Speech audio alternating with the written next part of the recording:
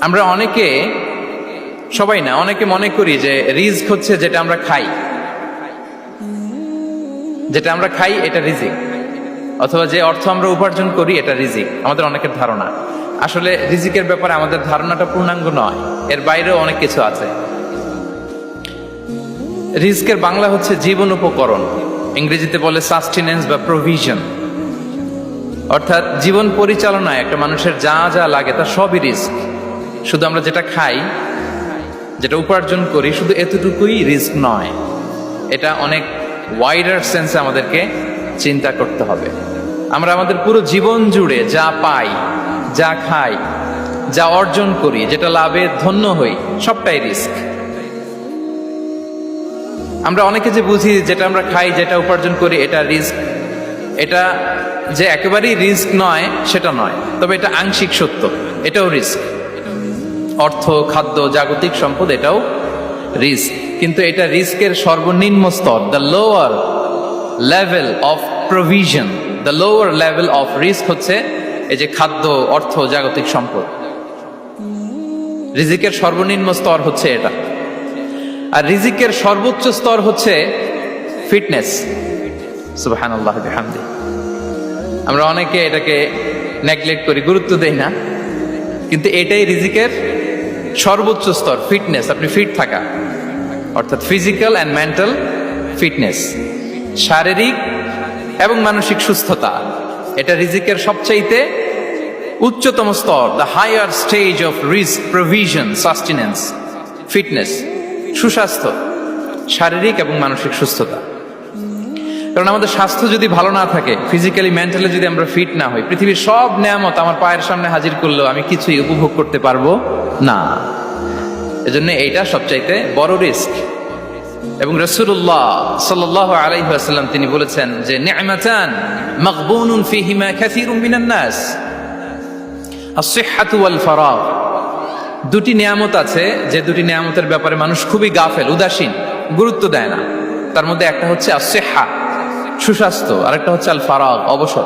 আমরা যখন খুব ব্যস্ত হয়ে পড়ি, নাভিশ্বাস, সময় নাই, খুবই রাশিং, তখন বুঝি যে অবসরের কত দাম।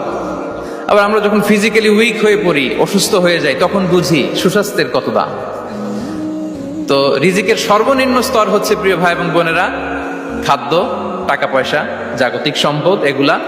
আর রিজিকের সর্বোচ্চ স্তর হচ্ছে fitness, physical and mental fitness.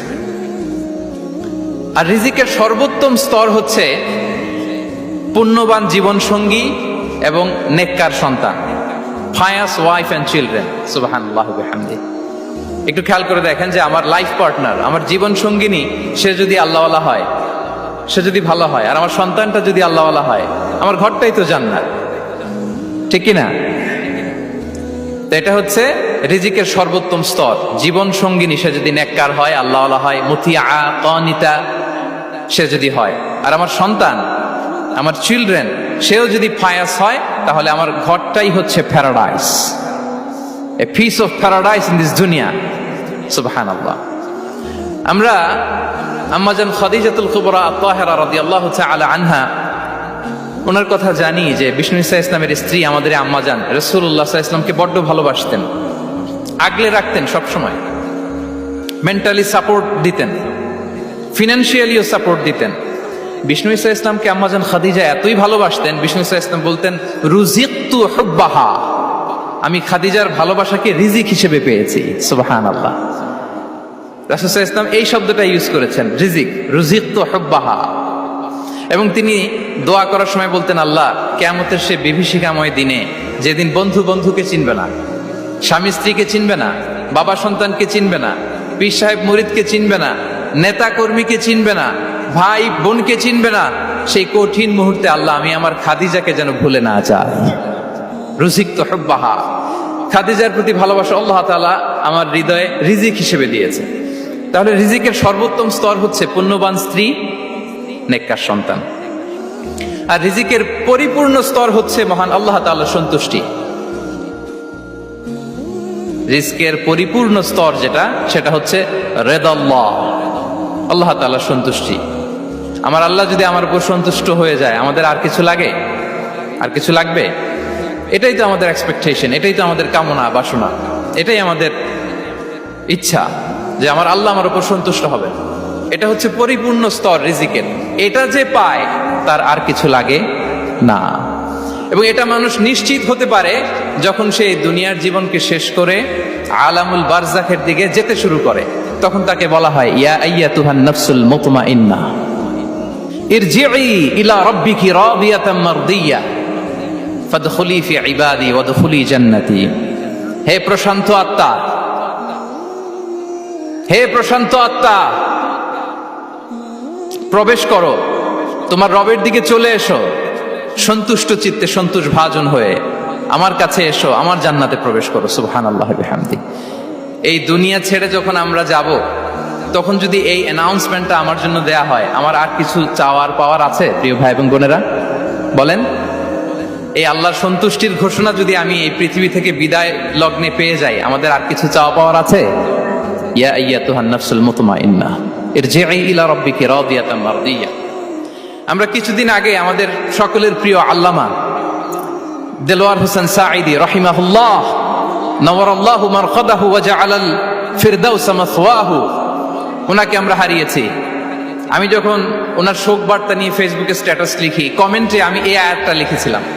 আমি খুঁজে পাচ্ছি না যে আমি কি দিয়ে এটার উপমা দিব, কি দিয়ে ওনার বিদায়ের উপমা আমি জানাবো। আমি খুঁজে পাচ্ছিলাম না কোনো আয়াত। তখন এই আয়াতটা লিখে আমি উপমা দিয়েছি। আল্লাহু আকবার। গোটা বিশ্বের মানুষ কেঁদেছে, গোটা বিশ্বের মানুষ গায়েবানা জানাজা পড়েছে, গোটা বিশ্বের মানুষ ওনাকে অশ্রুসিক্ত বিদায় দিয়েছে।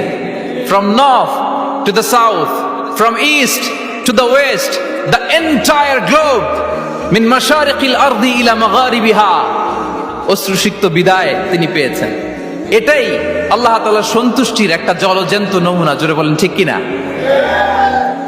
এর চেয়ে জলজ্যান্ত নমুনা আমার জীবদ্দশা আমি দেখিনি। এত মানুষের কান্না, কাবার গিলাফ ধরে কান্না,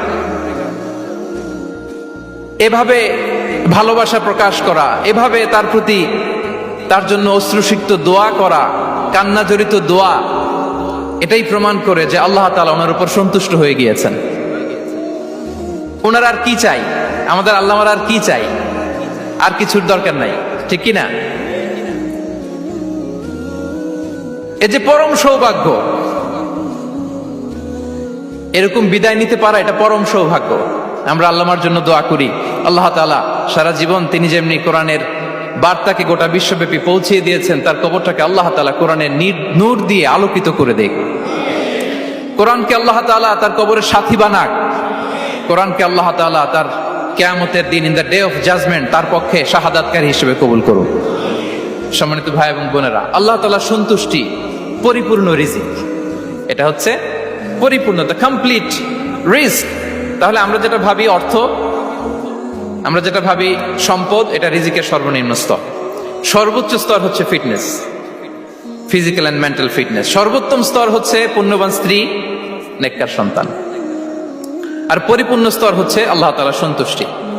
হাদিসে সবরকে বলা হয়েছে সবচেয়ে প্রশস্ত স্তর। আর সবর, পেশেন্স, ধৈর্য।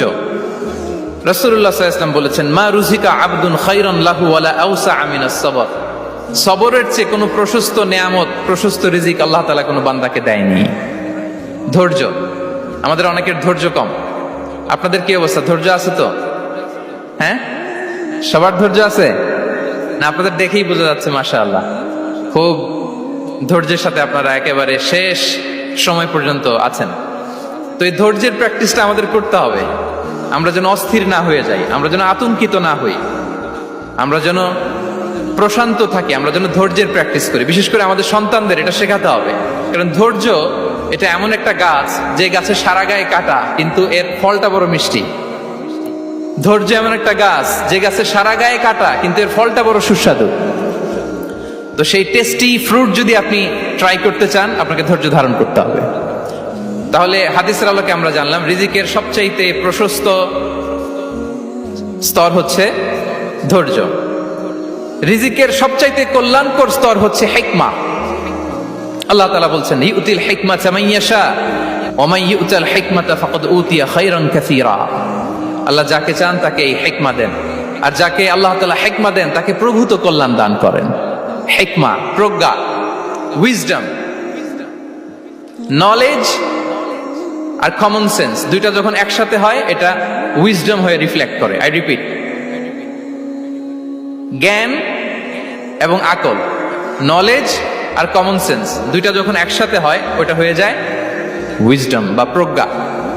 কখন কোথায় বলতে হয়, কেমন ভাবে বলতে হয়, কি করে বলতে হয়, কখন কি করতে হয়, কতটুকু করতে হয়, কোথায় যে থামতে হয়, এটা জানার নাম হচ্ছে হিকমা।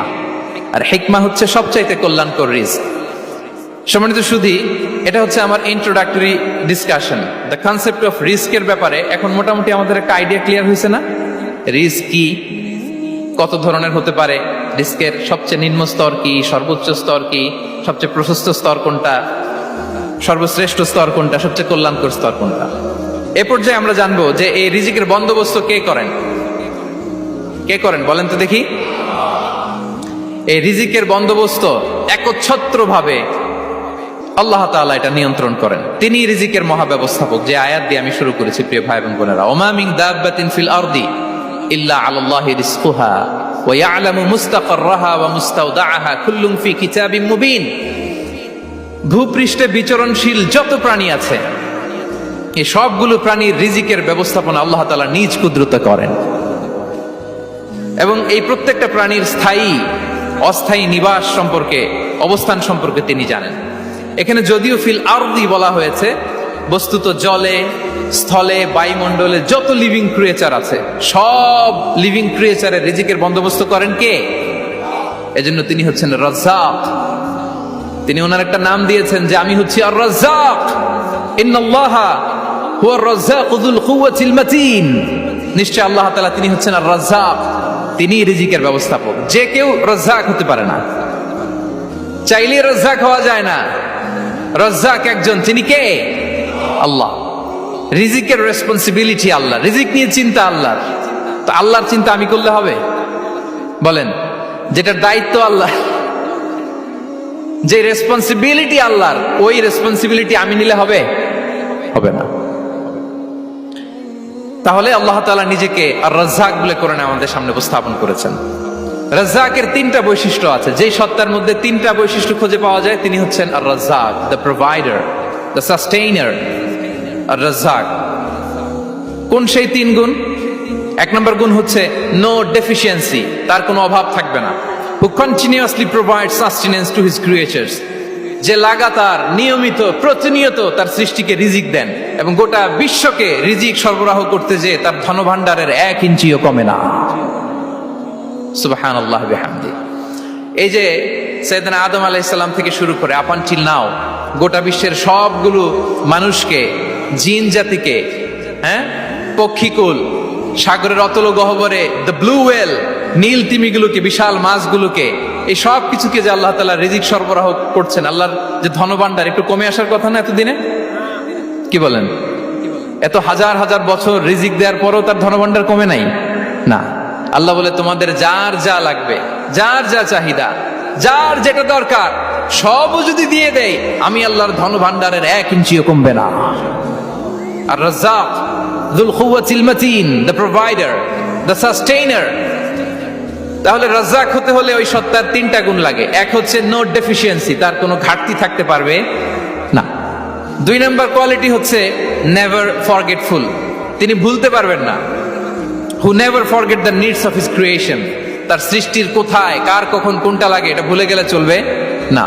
ধরেন তিনি নর্থ আমেরিকাতে, এখানে কানাডায় যারা আছে, আমেরিকাতে যারা আছে তাদেরকে রিজিক দিচ্ছে। ওদিকে সাউথ আমেরিকাতে, ব্রাজিলে, আর্জেন্টিনার জঙ্গলে কিছু জনগোষ্ঠী রয়ে গেছে, এদের কথা আল্লাহ ভুলে গেছে। তারা বেঁচে থাকতে পারবে?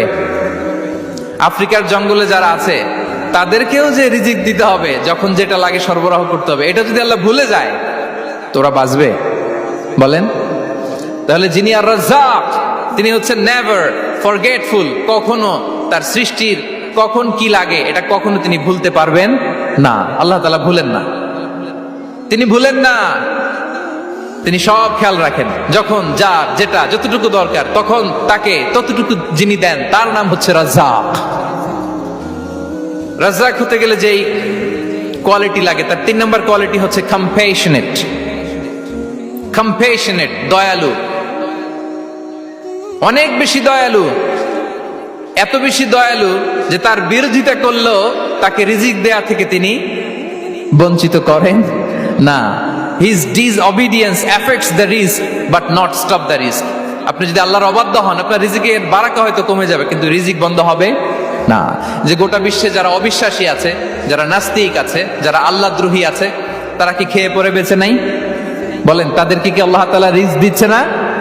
এই তো সুবহানাল্লাহ। কম্প্যাশনেট, এত দয়ালু, তার যারা বিরোধী, তাকে যারা গালি দেয়, তাকে যারা বিশ্বাস করে না, তাকে যারা সেজদা দেয় না, তিনি তাদেরকেও খাওয়ায়, তিনি তাদেরকেও সুস্থ রাখে, তিনি তাদেরকেও হাত খুলে দান করে। আল্লাহু আকবার। আর রাজ্জাক, ইন্নাল্লাহা হুয়া রাজ্জাকু যুল কুওয়াতিল মাতিন।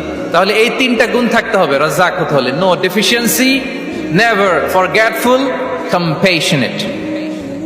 এবং আল্লাহ তাআলা বলছেন, আম্মান হাযাল্লাযী ইয়ারযুকুকুম ইন আমসাকা রিজকাহ বাল লাজ্জু ফি উতুমি ওয়া নুফুর।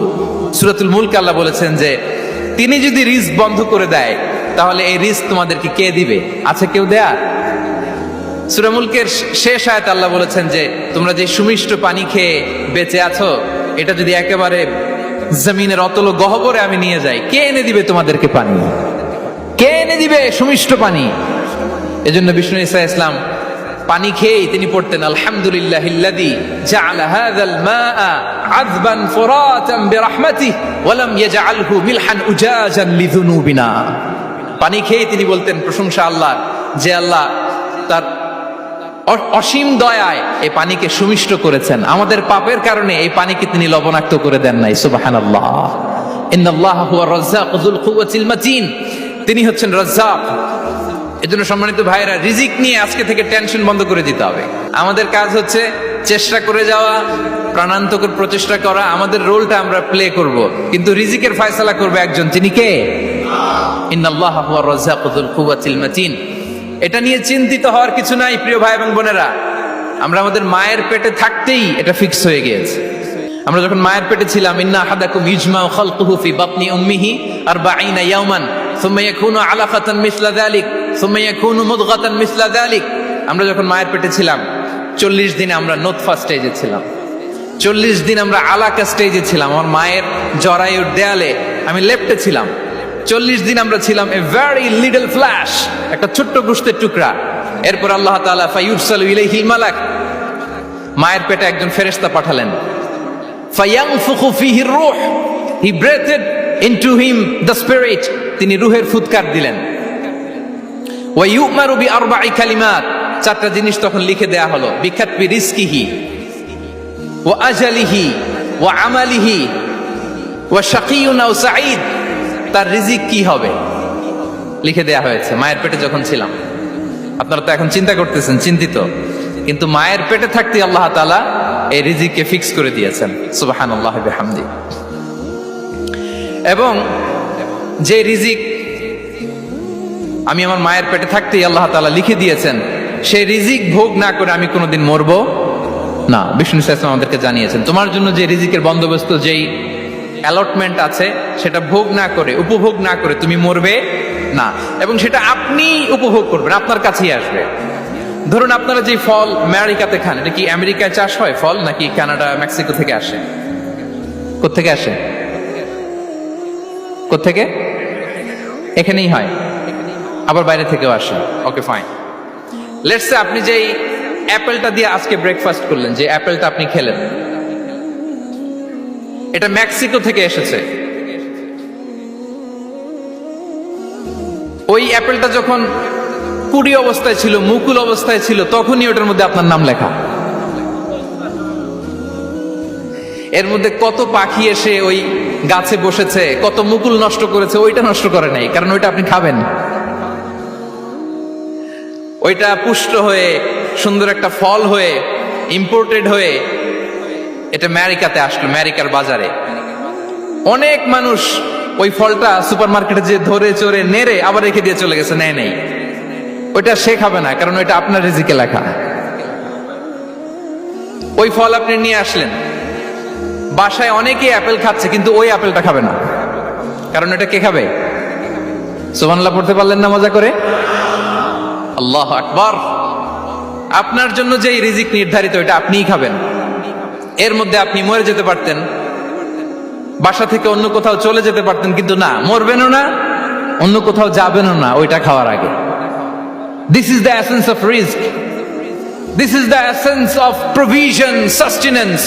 ইন্নাল্লাহা হুয়ার রাজ্জাকু যুল কুওয়াতিল মাতিন। মায়ের পেটে থাকতে নির্ধারিত, ওই ফল কেউ টাচ করবে না up until you try it. This is রিস্ক। এই কথাটাই বিষ্ণু ঈসা ইসলাম খুব সুন্দর করে বলেছেন, লা তামুতু নাফসুন হাত্তা তাস্তাকমিলা রিজকাহা। অন্য বর্ণনায় এসেছে লা তামুতু নাফসুন হাত্তা তাস্তাউফিয়া রিজকাহা। মানুষের জন্য যে রিজিকের বরাদ্দ সেটা উপভোগ না করে, সেটা না খেয়ে ওই মানুষ এই দুনিয়া থেকে বিদায় নিতে পারে না। তাহলে আমার রিস্ক ভোগ না করে আমি মরবো না। এবং এটা যেহেতু আপনার জন্য নির্ধারিত, এটা আপনি পাবেনই। এখন এটা কি হালাল পন্থায় আপনি পাবেন না হারাম পন্থায় পাবেন, দ্যাট ইজ ইউর ডিসিশন। আপনার রিস্ক আপনার কাছে আসবে। এটা নির্ধারিত না অনির্ধারিত বলেন তো? আমি সবার কাছ থেকে শুনবো, রিস্ক কি নির্ধারিত না অনির্ধারিত? ফিক্সড, নির্ধারিত। ফর এন এক্সাম্পল, ধরুন আপনি সারা জীবনে 1 কোটি টাকা ইনকাম করবেন। কয় কোটি? 1 কোটি টাকা ইনকাম করবেন, এটা নির্ধারিত, আল্লাহ তাআলা ফিক্স করে ফেলেছেন, এটা আল্লাহর সিদ্ধান্ত। কিন্তু এই 1 কোটি হালাল পন্থায় আপনি উপার্জন করবেন না হারাম পন্থায়, এটা আপনার সিদ্ধান্ত। So now the decision is years. যদি আপনি পরিশ্রমী হন, যদি আপনি সৎ পথ অবলম্বন করেন, তাহলে ওই 1 কোটি আসবে আপনার কাছে, কিন্তু হালাল পন্থায়। আর যদি আপনি হালাল হারাম মিক্স করেন, টেবিলের উপর দিয়েও নেন, নিচ দিয়েও নেন, আসবে কিন্তু 1 কোটি। আসবে কয় কোটি? কথা বুঝে নাই বোধহয়। টেবিলের নিচ দিয়েও যদি নেন, সারা জীবনে আপনি পাবেন কত? 1 কোটি। So now the decision is years. সিদ্ধান্ত আপনার। হালাল পন্থায় উপার্জন করবেন না হারাম পন্থায়? বলেন হালাল না হারাম? হারামের সাথে আমাদের কোনো সম্পর্ক? হারামকে আমরা এই কনভেনশন সেন্টার থেকে না বলে দিলাম, আওয়াজ করে বলুন নো। হারামের সাথে আমাদের কোনো সম্পর্ক? আল্লাহ তাআলার দেয়া বরাদ্দ রিস্ক আমরা হালাল পন্থায় উপার্জন করবো ইনশাআল্লাহ। বলেন। তাহলে মায়ের পেট থেকে নির্ধারিত হয়ে গেল, আমারটা আমি পেলাম, হালাল ভাবে আমি নিব। আরেকটা জিনিস মনে রাখতে হবে যে কেউ কারো রিজিকে ভাগ বসায় না, কেউ না। আমরা অনেকে মনে করি যে আমি ওকে দিলাম, ওকে খাওয়াইলাম, আমি বোধহয় খাওয়াইলাম। না, সে আপনারটা খায় নাই, সে তার রিজিকই খেয়েছে। আমাদের ঘরে আমাদের বন্ধু বান্ধব আসে অনেক সময়, আমাদের ঘরে অনেক সময় অতিথি আসে, তাদেরকে আমরা আপ্যায়ন করি, তাদেরকে খাওয়াই। আসলে সে আমারটা খায় না, সে কারটা খায়? তার নিজেরটাই খায়। বিষ্ণু ইসলাম এটা খুব সুন্দর করে বলেছেন। ওনার কাজিন চাচাতো ভাই আব্দুল্লাহ ইবনে আব্বাসকে একদিন অনেক নাসিহা করছিলেন। করতে করতে এক পর্যায়ে তিনি বললেন, ওয়া আলাম, ইবনে আব্বাসকে বলছেন, ওয়া আলাম আন্না মা আসাবাকা লাম ইয়াকুন লিইখতিআক ওয়া মা আখতাআকা লাম ইয়াকুন লিইউসিবাক। আব্দুল্লাহ, জেনে রেখো, যেটা তুমি পাওয়ার এটা তুমি কোনোদিন হারাবা না। যেটা তোমার হওয়ার কথা ছিল ওটা তুমি কোনোদিন মিস করবা না। আর যেটা তুমি পাওয়ার কথা না, গোটা বিশ্বের সব শক্তিকে হাতের মুঠোয় আনলেও সেটার দেখা তুমি পাবে না, পাবে না। ওয়া আলাম আন্না মা আসাবাকা লাম ইয়াকুন লিইখতিআক ওয়া মা আখতাআকা লাম ইয়াকুন লিইউসিবাক। রুফিআতিল আকলাম ওয়া জাফফাতিস সুহুফ। আব্দুল্লাহ, রিজিক নিয়ে চিন্তিত হয়ো না, রিজিক নিয়ে পেরেশান হয়ো না। প্লে ইউর রোল, রিজিক ইজ ফিক্সড। যেটা তুমি পাওয়ার তুমিই পাবা, যেটা তুমি পাওয়ার কথা না, চেষ্টা করেও সেটা তোমার কাছে আসবে না। সম্মানিত সুধী, এ পর্যায়ে আমরা জানবার চেষ্টা করব যে কিসে রিজিক বাড়ে, কি করলে রিজিকে ভরপুর বারাকা হয়, রিজিকের চাবিকা ঠিক কোথায়, কোন পথে চললে রিজিকে ভরপুর বারাকা হবে, আমার জীবনে বরকত নেমে আসবে রিজিকে। এটা জানতে মনে যাচ্ছে না আমাদের? হ্যাঁ, কষ্ট হচ্ছে আপনাদের? কষ্ট হচ্ছে? তাহলে কি করলে রিজিকে ভরপুর বারাকা হয়, কি করলে আমার জীবনে ভরপুর বারাকা নেমে আসে, এই পয়েন্টটাতে আমরা একটু আলোকপাত করি।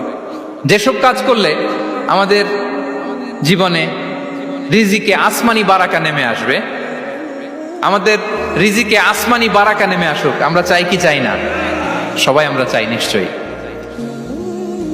যে কাজ করলে রিজিকে আসমানি বারাকা আসে, এর 1 নম্বর হচ্ছে তাকওয়াল্লাহ, আল্লাহর ভয়। আল্লাহ তাআলা বলছেন ওয়া মাইয়াত্তাকিল্লাহা ইয়াজআল লাহু মাখরাজা ওয়া ইয়ারযুকহু মিন হাইসু লা ইয়াহতাসিব, যে আল্লাহকে ভয় করে, যে আল্লাহ সচেতন, আল্লাহ তাকে মাখরাজ, মাখরাজ মানে কি জানেন? ওই যে এক্সিট লেখা না এদিকে, এই এক্সিটকে আরবিতে বলে মাখরাজ, মানে কোথাও আটকাবেন না, বের হওয়ার রাস্তা আছে, কোথাও আটকাবেন না, বের হওয়ার রাস্তা আল্লাহ তাআলা অ্যারেঞ্জ করে দিবেন। You will have the way out from crisis. ক্রাইসিসে পড়লে, সংকট মোমেন্টে আল্লাহ তাআলা ওখান থেকে এক্সিটের ব্যবস্থা আপনাকে করে দিবেন। ওয়া ইয়ারযুকহু মিন হাইসু লা ইয়াহতাসিব, এমন জায়গা থেকে আল্লাহ তাআলা রিজিকের ব্যবস্থা করবেন যে সে কল্পনাও করে নাই। এরকম অনেক সময় হয় না যে আমি ভাবিও নাই যে এখান থেকে আমার রিজিকের বন্দোবস্ত হতে পারে, কোত্থেকে যে রিজিক চলে আসলো। এরকম জীবনে মাঝে মাঝে হয় কি হয় না? ব্যবস্থা করেন কে? যারা আল্লাহ তাআলাকে ভয় করে, যারা আল্লাহ সচেতন, তাদেরকে আল্লাহ তাআলা স্পেশাল রিজিক দিয়ে ধন্য করেন। তাকওয়াল্লাহ। পুরো কোরআনের মূল শিক্ষা কি? পুরো ইসলামের এসেন্স কি, জিস্ট কি, সারাংশ কি যদি আমাকে জিজ্ঞেস করা হয়, আমি বলবো তাকওয়াল্লাহ, আল্লাহর ভয়, আল্লাহর সচেতনতা। আল্লাহ ইজ ওয়াচিং মি, আল্লাহ ইজ অবজার্ভিং মি।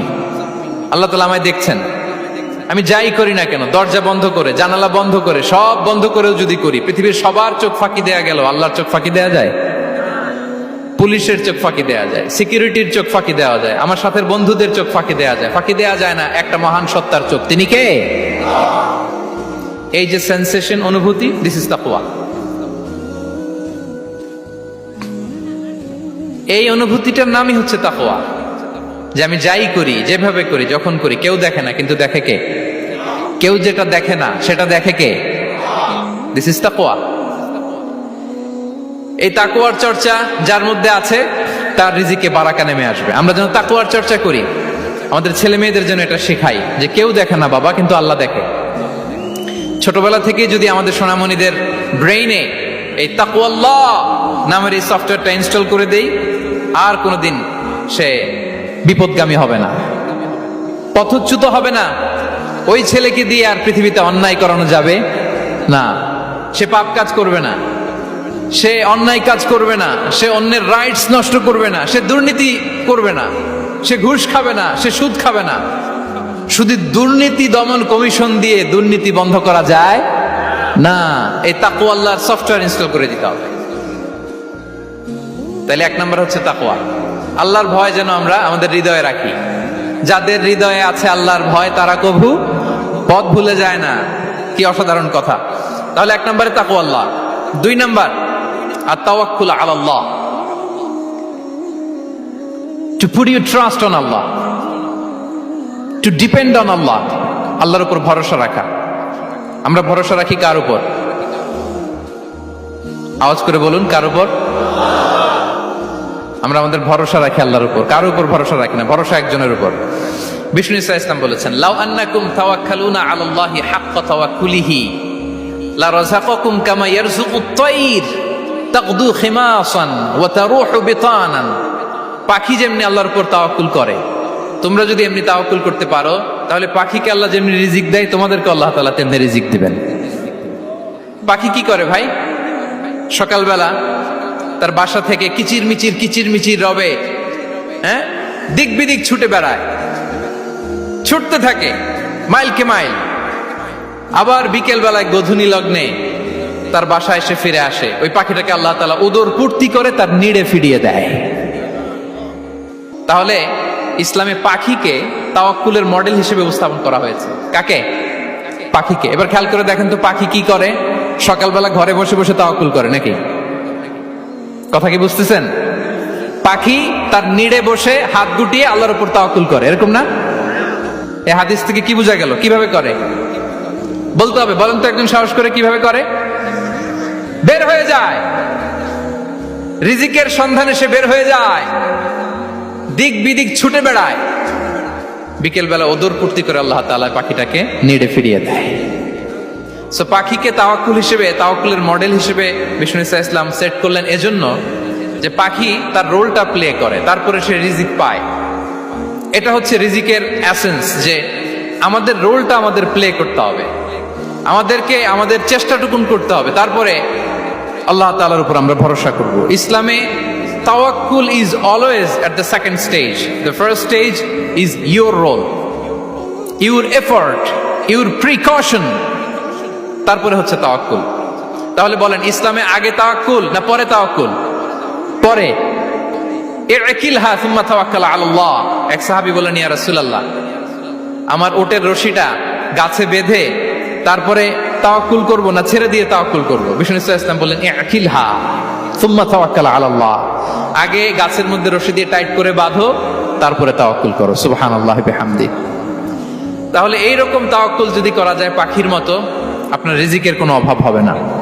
কিন্তু আমাদের সমস্যা যেটা, প্রিয় ভাই এবং বোনেরা, আমরা আমাদের অলসতা, অপারগতা, আমাদের কি বলবো হীনমন্যতা, আমাদের কর্মহীনতাকে তাওয়াক্কুল বানিয়ে নিয়েছি। বুঝতে পেরেছেন? আমরা আমাদের অলসতাকে বানিয়েছি কি? তাওয়াক্কুল। আমাদের কর্মহীনতাকে বানিয়েছি কি? তাওয়াক্কুল। আমরা কি করি? আমরা বলি আল্লাহর উপর ভরসা করলাম, নিজে কিছু না করে। কি বলে আমাদের বাংলা একটা কথা বলে, যা করে আল্লাহ। নিজের কোনো রোল প্লে নাই, নিজের কোনো প্রিকশন নাই, কোনো প্ল্যানিং নাই, কোনো পলিসি নাই, কোনো স্ট্র্যাটেজি নাই, বলে আল্লাহর উপর ভরসা করলাম, যা করে আল্লাহ। এরকম বলে না? এই যে যা করে আল্লাহ বলে যে তাওয়াক্কুল করলেন, এটা বিষ্ণু ঈসা ইসলামের শিখানো পন্থায় তাওয়াক্কুল হয়েছে? কথা বলেন, হয়েছে? বিষ্ণু ঈসা ইসলাম তো অপারগতা, দারিদ্রতা, অলসতা, অকর্মণ্যতা থেকে আল্লাহর কাছে পানাহ চেয়েছেন। তা আপনি এটা কি তাওয়াক্কুল করলেন? এটা তাওয়াক্কুল হয়নি। তাওয়াক্কুলের একটা সুন্দর পিকচার আমি আপনাদের সামনে এখন উপস্থাপন করব, আপনারা যদি একটু মনোযোগী হন। মনোযোগ আছে তো সবার? তাওয়াক্কুল কিভাবে করতে হয় আমরা একটু বিষ্ণু ঈসা ইসলামের বায়োগ্রাফি থেকে দেখি। রাসূল সাল্লাল্লাহু আলাইহি ইসলামের হিজরতের ঘটনাটা আমি 1 মিনিটে একটু আপনাদেরকে সংক্ষেপে শোনাই, যে তাওয়াক্কুল কিভাবে তিনি করেন। ইসলামে তাওয়াক্কুল হচ্ছে কর্ম শেষে ফলাফলের জন্য আল্লাহর উপর নির্ভর করা। কারণ আমি কাজ করলাম, ফলাফল পজিটিভও হইতে পারে, নেগেটিভও হইতে পারে, ওটা নির্ধারণ করবে কে? ফয়সালা দেয় কে? তাহলে আমরা দেখি যে বিষ্ণু ঈসা ইসলাম তিনি কিভাবে তাওয়াক্কুল করেছেন। যেদিন তিনি হিজরত করবেন, রাসূল সাল্লাল্লাহু আলাইহি ওয়াসাল্লামকে অনুমতি দেয়া হলো, সেদিন হিজরতের অনুমতি যে তিনি পেয়েছেন, মাইগ্রেশনের অনুমতি যে তিনি পেয়েছেন, এটা জানানোর জন্য তিনি আবু বকরের ঘরে চলে গেলেন দুপুরবেলা। কখন? প্রশ্নের উত্তর দিতে হবে। কখন? ফি ওয়াক্তি যাহিরা, দুপুরে। রাসূল সাল্লাল্লাহু আলাইহি ওয়াসাল্লাম দুপুরে বেরোতেন না। শুধু রাসূল সাল্লাল্লাহু আলাইহি ওয়াসাল্লামই না, আরবের লোকেরা দুপুরে বের হতো না, কারণ ওইটাকে বলা হতো ওয়াক্তুল কাইলুলা। আমরা পাওয়ার ন্যাপ নেই না, এই পাওয়ার ন্যাপের টাইম ছিল তখন। বাইরে প্রচন্ড রোদ, কেউ বেরোতো না, বিষ্ণু ঈসা ইসলাম বেরোতেন না। দেখেন বিষ্ণু ঈসা ইসলাম ওনার চিরাচরিত অভ্যাসকে, হ্যাবিটকে ব্রেক করে দুপুরে বেরোলেন। বিষ্ণু ঈসা ইসলাম কখনো মাস্ক পরতেন না, মানে মুখ ঢেকে চলতেন না, সবসময় মুখ খোলা। ওই দিন তিনি মাস্ক পরে বেরোলেন। মুতাকান্নিআন, খারাজা মুতাকান্নিআন, মানে রুমাল দিয়ে মুখটাকে ঢেকে বেরোলেন, দুপুরবেলা বেরোলেন। মানুষের চোখের সামনে যেন তিনি না পড়েন, দুপুরে বেরোলেন, মুখ ঢেকে বেরোলেন। আবু বকর রাদিয়াল্লাহু তাআলা আনহুর ঘরে যেয়ে বললেন, উযিনা লি বিল খুরুজ। আবু বকর, অনুমতি দেয়া হয়েছে, ঘরে কারা কারা আছে একটা কথা বলবো, সবাইকে বের করে দাও। আখরিজ মান ফিল বাইত। আবু বকর বললেন, ইয়া রাসূলুল্লাহ, ঘরে তো আপনার ফ্যামিলি। আয়েশা রাদিয়াল্লাহু তাআলা আনহার সাথে ততদিনে বিয়ে হয়ে গিয়েছে, কিন্তু সংসার শুরু হয়নি। দে আর পার্ট অফ ইউর ফ্যামিলি, আপনার সংসার, আয়েশা, আসমা। তখন তিনি আশা ফিরে পেলেন, বলেন ঠিক আছে তাহলে শোনো, উযিনা লি বিল খুরুজ, অনুমতি দেয়া হয়েছে, আমি থাকবো সাথে? রাসূল সাল্লাল্লাহু আলাইহি ওয়াসাল্লাম বললেন, হ্যাঁ তুমি থাকবে। ওই দিন রাতে ওনারা বের হলেন। মক্কা থেকে মদিনা একদিকে, উনি বেরোলেন আরেক দিকে। ধরেন মক্কা থেকে মদিনার রাউট হচ্ছে এইদিকে, তা আমরা তো এদিকেই বেরোবো নাকি? কথা কি বুঝতেছেন? বিষ্ণু বেরোলেন কোন দিকে? এইদিকে। সুবহানাল্লাহ বললেন না? এজন্য আবেগ একটু কন্ট্রোল করতে হবে। আবেগ আর বিবেকের সমন্বয় লাগবে, প্রপার স্ট্র্যাটেজি লাগবে, ওয়েল প্ল্যানিং লাগবে, তাহলেই সেই নেতৃত্ব আবার মুসলিমদের হাতে আল্লাহ ফিরিয়ে দিবে। মক্কা থেকে মদিনা এদিকে, বিষ্ণু বেরোলেন এদিকে। বের হয়ে চলে গেলেন গারে সাউরে, সেখানে তিনি থাকবেন। এগুলো হচ্ছে বিষ্ণু ঈসা ইসলামের প্রিকশন। এবার দেখেন আবু বকরের প্রিকশন কি ছিল। আবু বকর রাদিয়াল্লাহু প্ল্যান করলেন, বিষ্ণুনবী যেহেতু 3 দিন এই গারে সাউরে থাকতে চান, রাত্রিবেলা বের হয়ে তো ওনার অবস্থান শুরু করলেন, তাহলে 3 দিন মক্কায় আমাদের ব্যাপারে কি বলে, কে কি বলে, এটা আমাদের জানার দরকার আছে না নাই? ওনার ছোট্ট ছেলে আব্দুল্লাহকে উনি অ্যাসাইন করলেন। Abdullah, now you have a very খুবই গুরুত্বপূর্ণ একটা দায়িত্ব তোমাকে পালন করতে হবে। কি? তুমি সকালবেলা মক্কার বাজারে যে এই দোকানে যাবা, ওই দোকানে যাবা, ওই দোকানে যাবা, দেখবা যে মক্কার কুরাইশরা কে কি বলে, কারণ তারা তো আমাদেরকে খুঁজবে, তন্ন তন্ন করে খুঁজবে। তারা কে কি বলে এই তথ্যটা এসে আব্দুল্লাহ তুমি আমাদেরকে দিয়ে দিবে। সুবহানাল্লাহ। আবু বকর রাদিয়াল্লাহু তাআলা আনহুর ছোট্ট ছেলে আব্দুল্লাহ মক্কার বাজারে এখানে যায় ওখানে যায়, কে কি বলে সে সব শুনে আস্তে করে এসে মরুভূমি পার হয়ে গারে সাউরে যে আবু বকর রাদিয়াল্লাহু তাআলা আনহুর কাছে ইনফরমেশন সব দিয়ে দিচ্ছে। কিন্তু দেখেন, যেই মুহূর্তে আব্দুল্লাহ তথ্য নিয়ে মক্কা থেকে গারে সাউরে আসে, আব্দুল্লাহ যখন হেঁটে হেঁটে আসে মরুভূমির বালুর মধ্যে তার ফুটপ্রিন্ট পড়ে যায় না? কথা বলেন না কেন? পড়ে যায় না? তা আবু জাহেল, উতবা সাহেবার তো বেশি কষ্ট করা লাগে না। তারা খুঁজতে খুঁজতে যখন আব্দুল্লাহর ফুটপ্রিন্ট পেয়ে যায়, ছোট্ট বাচ্চার ফুটপ্রিন্ট, এটা ফলো করলেই তো আবু বকর আর মোহাম্মদ, ঠিক কিনা? সুবহানাল্লাহ। আবু বকর রাদিয়াল্লাহু তাআলা আনহুর প্ল্যানিং দেখেন। তিনি যেমনি ছোট্ট আব্দুল্লাহকে ইনফরমেশন গ্যাদার করার জন্য সেট করলেন, তিনি ওনার একটা রাখালকে সেট করলেন, তার নাম হচ্ছে আমির ইবনে ফুহায়রা। আমির ইবনে ফুহায়রাকে তিনি অ্যাসাইন করে বললেন, আমির, আব্দুল্লাহ যখন সকালবেলা আমাদেরকে ইনফরমেশন দিয়ে চলে যাবে, তুমি আমার ছাগলগুলোকে এনে মরুভূমির এই জায়গায় একটু চালাবা। তাহলে ওইখানে আর আব্দুল্লাহর ছোট্ট বাচ্চার ফুটপ্রিন্ট থাকবে না, ওখানে আমার ছাগলগুলোর ফুটপ্রিন্ট থাকবে। সুবহানাল্লাহ। এত আসতে বললে হবে? আল্লাহু আকবার, আল্লাহু আকবার, আল্লাহু আকবার। কি প্রিকশন নিয়েছেন ওনারা বিশ্বনবী সাল্লাল্লাহু আলাইহি ইসলামকে সেফটি দেওয়ার জন্য। আমির, আব্দুল্লাহ চলে যাবে, তোমার ডিউটি শুরু। আব্দুল্লাহর একটা ফুটপ্রিন্টও যেন না থাকে, ওখানে ছাগল চড়াবা। শুধু তাই নয়, আব্দুল্লাহ ইবনে উরাইকিত নামে একজন গাইড ভাড়া করল আবু বকর, যিনি মক্কা থেকে মদিনায় তাদেরকে নিয়ে যাবে। কিন্তু ক্যারাভান, কাফেলা যেই পথে চলে ওই পথে নয়, সাওয়াহিলি পথে, একটা আনইউজুয়াল আননোন রাউট ধরে ওনার মক্কা থেকে মদিনায় যাবে। নিয়ে যাচ্ছে সর্বশেষে সে যখন দেখাই দিল যে এখান থেকে সোজা চলে গেলে আপনারা মদিনায় চলে যাবেন, বিদায়। আল্লাহ রাসূল সাল্লাল্লাহু আলাইহি ওয়াসাল্লাম কোয়াইট এন্ড কাম, আবু বকর রাদিয়াল্লাহু তাআলা আনহু ব্যাক এন্ড ফোর্থ করছেন, সামনে যাচ্ছেন, পেছনে যাচ্ছেন, কি না কি হয়, কি না কি হয়। কিন্তু বিষ্ণু সাল্লাল্লাহু আলাইহি ওয়াসাল্লাম একেবারে শান্ত, কারণ বিষ্ণু সাল্লাল্লাহু আলাইহি ওয়াসাল্লামের হাতে যা করার ছিল তিনি সব করে ফেলেছেন, সর্বোচ্চ প্রিকশন নিয়েছেন। Now he is putting his trust on আল্লাহ, now he is in the state of his তাওয়াক্কুল। বিষ্ণু সাল্লাল্লাহু আলাইহি ওয়াসাল্লাম এখন তাওয়াক্কুল করতেছেন। বিষ্ণু সাল্লাল্লাহু আলাইহি ওয়াসাল্লাম তখন তাওয়াক্কুলের মোমেন্টে আছেন। আপনি এবার এই হিজরতের ঘটনাকে অ্যানালাইসিস করেন। আবু বকর রাদিয়াল্লাহু তাআলা আনহু তিনি কতটা প্রিকশন নিলেন, বিশ্বনবী সাল্লাল্লাহু আলাইহি ওয়াসাল্লাম কতটা প্রিকশন নিলেন। আমরা টিপিক্যাল বাঙালি মুসলমান যদি নবী হইতাম, আমরা কি করতাম? আমরা বলতাম, আমি নবী, আমার কাছে ওহী আসে, আমি রাত্রিবেলা লুকিয়ে লুকিয়ে গারে সাউরে যাবো কেন? আমি দিনের বেলায় ঢং ঢং করে আবু জাহিল্লার নাকের সামনে দিয়ে যাব, দেখি আল্লাহর শক্তি বেশি না আবু জাহিল্লার শক্তি বেশি। এরকম সস্তা বলে আওড়াতাম না আমরা? আমি নবী,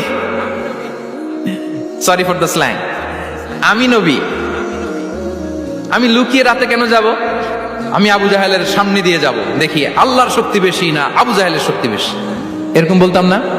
কিন্তু বিষ্ণু ইসলাম কেমনটা করেছেন? না, দুপুরে বেরোন না, ওই দিন দুপুরে বেরোলেন। মাস্ক পরেন না, মাস্ক পরে বেরোলেন। সংবাদ দেওয়ার সময় সাবধানতা অবলম্বন করলেন। আবু বকর রাদিয়াল্লাহু তাআলা আনহু ছোট্ট বাচ্চা আব্দুল্লাহকে অ্যাসাইন করলেন, আমির ইবনে ফুহাইরাকে অ্যাসাইন করলেন, আব্দুল্লাহ ইবনে উরাইকিতকে অ্যাসাইন করলেন। সবকিছু যখন শেষ, এবার তারা মদিনা অভিমুখে রওনা হলেন, মুতাওয়াক্কিলানা আলাল্লাহিল মুস্তাআন, আল্লাহর উপর তাওয়াক্কুল করে।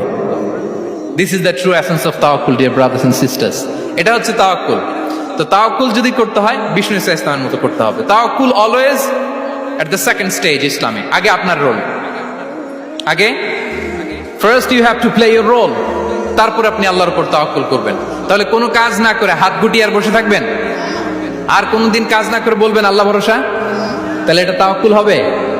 বিশ্বনবী বলেন, লাউ আন্নাকুম তাওয়াক্কালুনা আলাল্লাহি হাক্কা তাওয়াক্কুলিহি লা রাযাকাকুম কামা ইয়ারযুকুত তাইর তাগদু খিমাসান ওয়া তারুহু বিতানান। যদি পাখির মতো তাওয়াক্কুল করো, পাখিরে যেমনি খাওয়ায় আল্লাহ তোমাদেরও খাওয়াবে। সুবহানাল্লাহ বিহামদিহি। তাহলে তাকওয়া আল্লাহর পরে 2 নম্বরে পেলাম আত-তাওয়াক্কুল আলাল্লাহ। আমরা যদি আল্লাহর উপর তাওয়াক্কুল করতে পারি, আমাদের রিজিকে আসমানি বারাকা নেমে আসবে। 3 নাম্বার, অন টাইমে সালাত আদায় করা। যারা অন টাইমে সালাত আদায় করে, সালাত কায়েম করে, তাদের রিজিকের কোনো টেনশন নাই। বিশ্বাস হয় নাকি একটু সন্দেহ লাগে? সন্দেহ লাগে কারো? যারা অন টাইমে সালাত আদায় করে তাদের কখনো রিজিকের কোনো ঘাটতি হবে না। আল্লাহ তাআলা বলছেন, ওয়া'মুর আহলাকা বিস-সালাতি ওয়াসতাবির আলাইহা লা নাসআলুকা রিজকা নাহনু নারযুকুক ওয়াল আকিবাতু লিত-তাকওয়া। নবী হে, আপনি আপনার ফ্যামিলি মেম্বারসদেরকে সালাতের ব্যাপারে আদেশ করুন, আপনি নিজেও সালাত আদায়ে অবিচল থাকুন। আমি তো আপনার কাছে রিজিক চাই নাই, আমি আল্লাহ রিজিক দেই, আমি তো রাজ্জাক। তার মানে সালাত যে আদায় করে তার রিজিকের কোনো টেনশন আর থাকে না। 3 নম্বরে গেল সালাত। 4 নম্বরে হচ্ছে ইস্তিগফার, বেশি বেশি ইস্তিগফার করা। কি পড়া? বেশি বেশি কি পড়া? ইস্তিগফার করা। আস্তাগফিরুল্লাহ, আস্তাগফিরুল্লাহ, আস্তাগফিরুল্লাহ। হাঁটছি, চলছি, ড্রাইভিং করছি, বাস স্টেশনে অপেক্ষা করছি, ফিলিং স্টেশনে ফুয়েল নিচ্ছি, পড়বো আস্তাগফিরুল্লাহ। কি পড়বো? আস্তাগফিরুল্লাহ। যারা সব সময় আস্তাগফিরুল্লাহ পড়ে তাদের রিজিকের কোনো টেনশন হয় না, রিজিক নিয়ে তাদের আর কোনো চিন্তা থাকে না।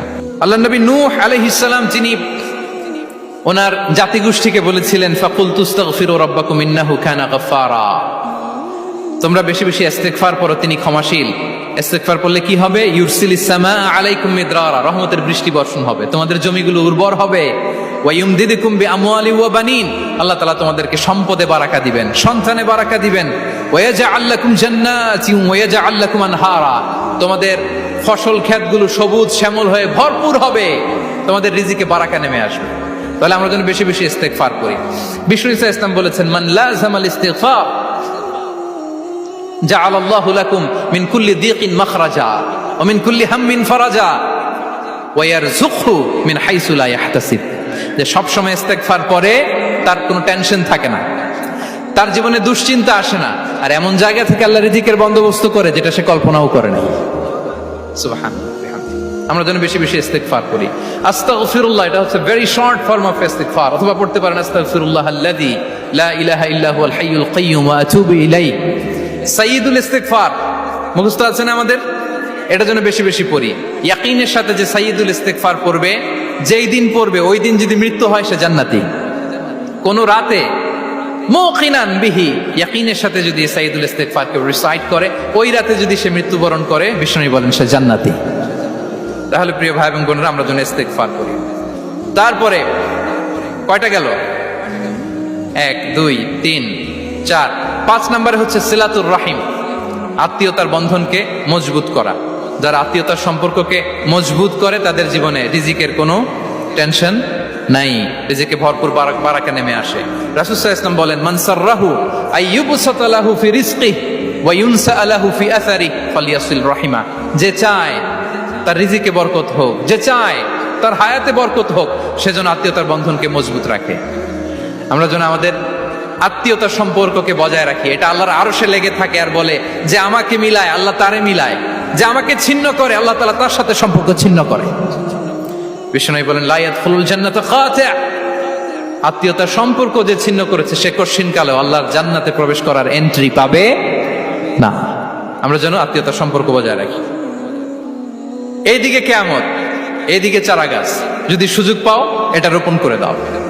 আপনারা মারিয়াম আলাইহিস সালামের ঘটনা জানেন। তার গর্ভে আল্লাহ তাআলা স্বামী ছাড়া সন্তান দিয়েছিলেন। ঈসা আলাইহিস সালাম ভূমিষ্ঠ হলেন। পাশ দিয়ে বয়ে যাচ্ছে স্রোতস্বিনী ঝর্ণাধারা, আর এদিকে খেজুর গাছ। একটা খেজুর গাছের পাশে হেলান দিয়ে তিনি ক্লান্ত, শ্রান্ত, পরিশ্রান্ত মারিয়াম আলাইহিস সালাম, এবং প্রচন্ড ক্ষুধার্ত। কোত্থেকে খাবার পাবেন? আল্লাহ তাআলা বললেন, ওয়া হুজ্জি ইলাইকি বিজিযইন নাখলাতি তুসাকিত আলাইকি রুতাবান জানিয়া। মারিয়াম, একটু কষ্ট করো, এই যে তোমার পাশে খেজুর গাছ, খেজুর গাছের ডাল ধরে টান দাও, দেখবে সুমিষ্ট খেজুর টপ টপ করে নিচে পড়বে। আচ্ছা, আল্লাহ তাআলা চাইলে এমনি অটোমেটিক্যালি খেজুরগুলো নিচে ফেলতে পারতেন না? আওয়াজ করে বলেন, পারতেন কিনা? না, এটা সুন্নাতুল্লাহ ফিল আরদের বিরোধী। আল্লাহ তাআলা চেয়েছেন মারিয়াম একটু করুক, এরপরে বাকিটা আমি করি। সুবহানাল্লাহ বলবেন না? ওয়া হুজ্জি, মারিয়াম এতটুকু করো, ওয়া হুজ্জি, খেজুর গাছের ডাল ধরে একটু টান দাও, তুসাকিত আলাইকি রুতাবান জানিয়া, টসটসে খেজুর পড়বে। তাহলে ইসলাম আমাদেরকে কর্মমুখী হতে শেখায়। মুসা আলাইহিস সালাম লোহিত সাগরের সামনে চাইলে আল্লাহ তাআলা রাস্তা বানিয়ে দিতে পারতেন। আল্লাহ কি বললেন? হ্যাঁ, ওই আঘাতটা আমাদের করতে হবে, আঘাত আমাদেরকে করতে হবে, ওই শ্রম আমাদেরকে দিতে হবে, তারপরে আল্লাহ তাআলা সাহায্য আমাদের জন্য বরাদ্দ থাকবে, ঠিক কিনা? সম্মানিত ভাইয়েরা, এটাই হচ্ছে সুন্নাতুল্লাহ ফিল আরদ, এটাই জমিনে আল্লাহর সিস্টেম, এটাই the law of nature in this universe. এখানে আমাকে প্রচেষ্টা করতে হবে, আমার রোল প্লে করতে হবে, তারপরে আমার রিজিক আমার কাছে আসবে। তাই আমরা যেন কায়মনো বাক্যে রিজিকের বারাকার জন্য আল্লাহ তাআলার কাছে দোয়া করার পাশাপাশি আমাদের রোলটা যেন আমরা প্লে করি, আমাদের রোলটা যেন আমরা প্লে করি, তাহলে আমাদের রিজিকে বারাকা নেমে আসবে। কারণ তিনি যখন বারাকা দিবে ওইটা নিয়ে কুলানো যাবে না, এটা বিশ্বাস হয়? বিশ্বাস হয়? ওয়াল্লাহু ইয়ারযুকু মান ইয়াশা বিগাইরি হিসাব। তিনি যখন দেয় এমন দেয় ওটা আপনি নিয়ে কুলাতে পারবেন না। তো সেই রিজিকের উপযুক্ত যেন আমরা হই, আমরা যেন দোয়ার পাশাপাশি আমাদের প্রচেষ্টা অব্যাহত রাখি, আমাদের প্রিকশন অব্যাহত রাখি, আমাদের কর্মচঞ্চল অ্যাটেম্পটগুলো অব্যাহত রাখি, তাহলে আল্লাহ তাআলা আমাদেরকে রিজিক দিয়ে, ভরপুর রিজিক দিয়ে আমাদেরকে তিনি ধন্য করবেন।